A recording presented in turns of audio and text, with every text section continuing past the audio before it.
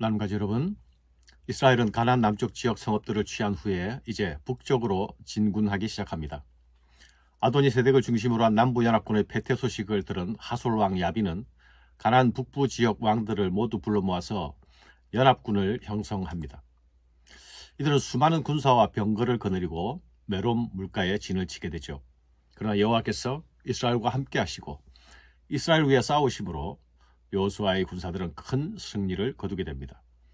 여호수아는 하솔 왕 야빈과 연합군들을 진멸하고 가나안 북부 성읍들까지 모두 차지하게 됩니다.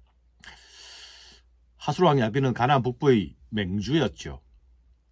그는 가나안 남부 지역의 연패 소식을 들었지만 항복을 선택하지 않습니다. 더 큰 군대를 모아서 더 강력하게 대항하기로 결심합니다. 이는 그의 완악성을 보여주는 부분이기도 하죠.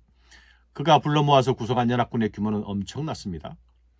이름이 거명된 두 왕들 외에도 가나안 북쪽과 서쪽의 또 동쪽 가나안 족속들, 아모리 족속들과 가나안 칠족들 모두를 불러들입니다. 그리고 이스라엘과 싸우기 위해 메로 물가에 진을 치죠. 그들이 그 모든 군대를 거느리고 나왔으니 백성이 많아 해변의 수많은 모래와 같고 말과 병거도 심히 많았으며, 이스라엘은 이 모래 같은 많은 군대를 어떻게 상대할 수 있겠습니까? 지금 눈앞에 진을 치고 있는 군대의 규모를 보면 답이 없는 듯이 보입니다. 그러나 이스라엘은 가나안 땅을 약속의 유업으로 받지 않았습니까? 이 유업을 자신의 것으로 만들기 위해서는 유업을 주신, 유업을 약속하신 여호와 하나님을 의뢰해야만 합니다. 이 하나님을 의뢰하는 방법이 무엇입니까? 그분이 하신 말씀을 믿고 그대로 순종하는 것이죠. 하나님이 명령하신 대로 그대로 따르는 것이 곧 믿음의 순종입니다. 이스라엘 앞에 있었던 진정한 도전은 사실 적들의 도전이 아니라 믿음의 순종에 대한 도전이었습니다. 믿음의 싸움에서 요구되는 것은 두려움 없는 순종입니다. 주저함 없는 순종입니다. 하나님께서는 여호수아에게 그들로 말미암아 두려워하지 말라 말씀하십니다. 이렇게 말씀하시는 것은 여호수아와 이스라엘이 엄청난 적들의 모습을 보고 두려움이 생기고 있었다는 것을 의미하는 것이 아닙니까?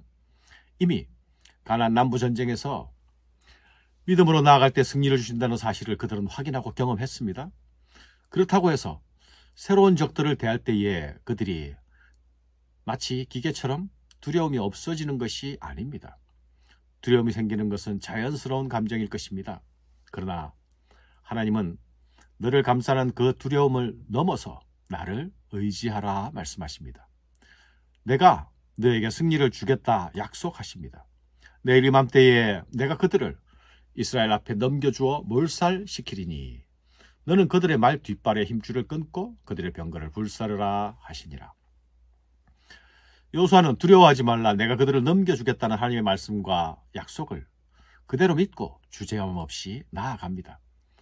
그가 가진 두려움이 믿음보다 컸다면 결코 순종의 전진을 할 수 없었을 것입니다. 그러나 하나님의 말씀에 대한 믿음이 그가 가진 두려움보다 훨씬 컸기에 그는 거대한 적들을 향해 나아갈 수 있었습니다. 두려움이 없던 것이 아니었지만 두려움을 극복하고 말씀을 믿고 그대로 순종하며 나아가는 자, 그가 경험하게 되는 승리를 이번에도 또 경험하게 됩니다. 이에 여호수아가 모든 군사와 함께 메론 물가로 가서 갑자기 습격할 때에 여호와께서 그들을 이스라엘 손에 넘겨주셨기 때문에 그들을 격파하고 큰 시돈과 미스르봇과 마임까지 추격하고 동쪽으로는 미스바 골짜기까지 추격하여 한 사람도 남기지 아니하고 쳐 죽이고, 여호수아가 여호와께서 자기에게 명령하신 대로 행하여 그들의 말 뒷발에 힘줄을 끊고 그들의 병거를 불로 살았더라. 이스라엘은 북부 연합군에 비해 세력이 열세였지만 선제 공격을 감행했습니다. 소극적인 자세가 아니라 적극적으로 전쟁에 임했던 것이죠. 하나님의 약속을 믿었기 때문입니다. 전쟁에 승리하게 되면 말들은 귀한 전리품 중에 하나입니다. 그러나 여호수아는 하나님이 명령하신 대로 말 뒷발의 힘줄을 끊어버립니다. 병거들 역시 전리품으로 취하지 않습니다. 욕심내지 않습니다. 하나님의 명령대로 불태워버립니다. 이렇게 말씀대로 순종하는 것은 여호수아와 이스라엘이 세상과 같은 전쟁을 하고 있지 않음을 보여주는 모습이죠. 말의 힘줄을 끊어내고 병거를 불태워버리는 것은 세상의 전쟁 방식이 아닙니다. 말과 병거를 취하게 된다면 이스라엘의 군사 전력이 강화된다는 것은 모두가 아는 상식입니다. 그러나 여호수아는 유익한 것, 상식 대신에 믿음과 순종을 택합니다. 이는 이스라엘이 군사력을 의지하는 것이 아니라 여호와 하나님만 의지하겠다는 의지이며 결기이기도 합니다. 믿음의 싸움을 싸우는 자들, 하나님 나라의 영적 전쟁에 참여하는 자들은 이 사실을 기억해야 합니다. 그것은 하나님의 약속과 명령이 세상의 상식 위에 있어야 한다는 사실입니다. 상식과 합리적 판단은 필요한 것입니다. 그러나 그것이 하나님의 분명한 약속보다 우선하고 하나님의 명령보다 우선하게 해서는 안 됩니다. 그리 된다면 우리는 하나님이 주시는 승리를 경험할 수 없게 될 것입니다. 16절 이하에서는 가나안 정복 중에 정복 전쟁에 대한 전체적인 요약이 나타납니다. 그리고 이어지는 12장에서는 구체적인 요약이 다시 나타나죠. 여기 점령하다는 단어가 3번 반복적으로 나타나면서 이스라엘이 점령한 모든 지역을 지리적으로 묘사합니다. 그들이 정복한 땅은 포괄적으로 산지와 네겝과 고센 온 땅과 평지 아라바와 이스라엘의 산지와 평지로 소개됩니다.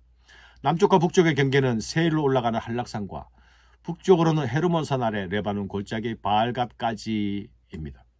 한락산은 에돔 근처의 산으로서 사해 서남방 13km 지점에 위치하고 있습니다. 여기서 성경 기자는 여호수아가 그 모든 왕들과 싸운 지가 오랫동안이라고 말함으로써 앞에서 언급된 가나안 정복 전쟁이 상당한 오랜 기간 동안 걸쳐 이루어진 것임을 밝히고 있습니다. 이 전쟁은 최소한 5년 이상 진행되었을 것입니다. 이 전쟁에서 기브온 족속만 살아남고 다른 족속들은 모두 진멸되었습니다. 기브온 족속은 비록 가나안 족속이었지만 여호와 하나님을 인정하고 그분의 통치를 받아들이기로 했습니다. 그래서 살아남게 되었죠. 그러나 다른 족속들은 여호와의 통치에 거역하면서 진멸당합니다. 이에 대해 성경 기자는 그들의 마음이 완악하였다고 말하고 있습니다. 그들의 마음이 완악하여 이스라엘을 대적하여 싸우러 온 것은 여호와께서 그리하게 하신 것이라 그들을 진멸하여 바치게 하여 은혜를 입지 못하게 하시고 여호와께서 모세에게 명령하신 대로 그들을 멸하려 하심이었더라. 진멸당한 족속들 중에는 아낙 자손들도 있었습니다. 아낙 자손들은 거인족으로서 두려움의 대상이었죠. 그들은 광야 시대에 이스라엘 백성들을 낙담케 하여서 전의를 상실하게 만든 장본인들이었습니다. 그러나 그들도 이 이스라엘의 믿음의 전진, 순종의 전진을 막아내지 못했습니다. 여호수아와 이스라엘은 광야 시대의 불신앙을, 그 실패를 극복한 것입니다. 이와 같이 여호수아가 여호와께서 모세에게 말씀하신 대로 그 온 땅을 점령하여 이스라엘 지파의 구분에 따라 기업으로 주매 그 땅의 전쟁이 그쳤더라. 이제 가나안 땅은 이스라엘 자손의 땅이 되었습니다. 약속의 땅이 드디어 자신들의 땅, 자신들의 소유가 된 것입니다. 하나님의 약속의 말씀을 믿고 순종하는 자에게 주시는 선물을 받게 된 것입니다. 사랑하는 여러분, 우리에게, 신자들에게 약속된 유업을 얻는 길, 그 길은 오직 우리 앞에 길을 순종으로 나아가는 길임을 기억해야 하겠습니다. 감사합니다.